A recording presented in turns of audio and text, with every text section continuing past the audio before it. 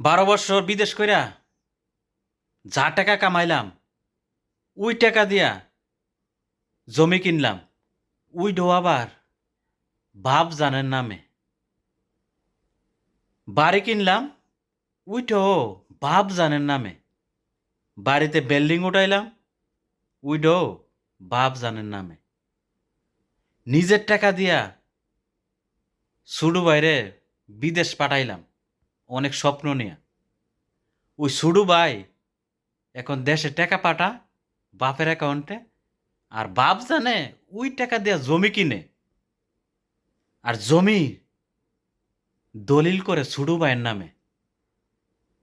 বাবারে প্রশ্ন করলে, কিও বাপ জান, আমি টাকা পাঠাইলাম, জমি কিনলেন, দলিল করলেন আপনার নামে, আর ছুডু ভাই বিদেশ থেকে টাকা পাঠা এখন দলিল করেন ছুডু ভাইয়ের নামে, কারণটা কিতা? বাপ জানে বলে, বাবা তোমার তো আল্লাহ অনেক দিছে, টাকা পয়সার অভাব নাই, বিয়া শাদি করছো, বাচ্চা কাচ্চা আছে, তোমার ভবিষ্যৎ তো উজ্জ্বল। আমার ছোট সন্তানটার তো ভবিষ্যৎ কি, ভবিষ্যৎ নাই। তো আমি বাচ্চা থাকতে থাকতে ওর একটা ভবিষ্যৎ করে দেওয়া যায়। বাপ জানে এ কথা শুন না, বললাম যে না, ভালো কাম হয়েছে।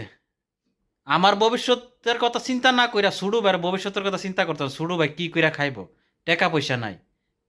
এ হইল আমরার বর্তমান যুগের প্রবাসীদের পরিবারের অবস্থা, বর্তমান অবস্থা চলতেছে। এটা এখন একটা ইতিহাস তৈরি হয়ে গেছে। এই ইতিহাস হাজারো প্রবাসীর ঘরে ঘরে চলতেছে। বড় সন্তানে সব কিছু গইরা তোলে, আর সুডুর অফিসে দায়া মজা ল। আর মা বাপও ওই পিছনদা সুডুডের ওই তাল দে ভবিষ্যতের কথা চিন্তা করে। আর বড়দের পিছন দিয়ে আইকলা বাস, সিধা কথা যেটা গ্রাম বাংলায় বলে, ওইটা ঢুকাইয়া দে। তো যারাই প্রবাসে আছেন ভাই, ওই আইকলা বাস খাইবার আগে নিজের ভবিষ্যতের কথা চিন্তা করেন, নাইলে আমনেরও একদিন এরকম ইতিহাস রচনা হইব হাজারো প্রবাসীর মতো।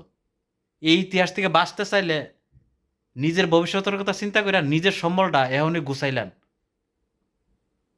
তাইলে জীবনে কিছু করতে পারবেন।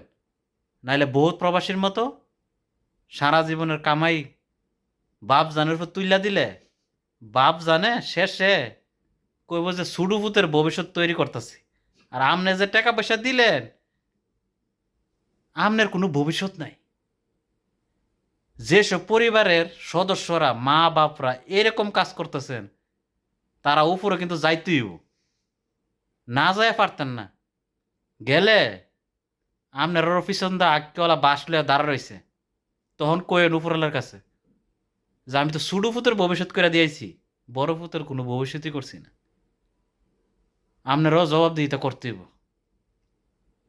তাই বাস্তব হইলে সবাই নিজের ভবিষ্যতের কথা চিন্তা করেন। যে যুগ আইসে রে ভাই, টাকা যার পকেটে যা তারই কথা কো, অন্য কারো কথা বলে না। তাই নিজের টাকা নিজের পকেটে রাখেন, নিজের কথা কইব। টাকা দিয়া অন্যের কথা শোনার আর দরকার নাই। তো আমরা প্রবাসীরা এই ভুলটা থেকে যাতে বিরত থাকতে পারি, এই প্রচেষ্টা করেন ভাই, এই চেষ্টাটা করেন।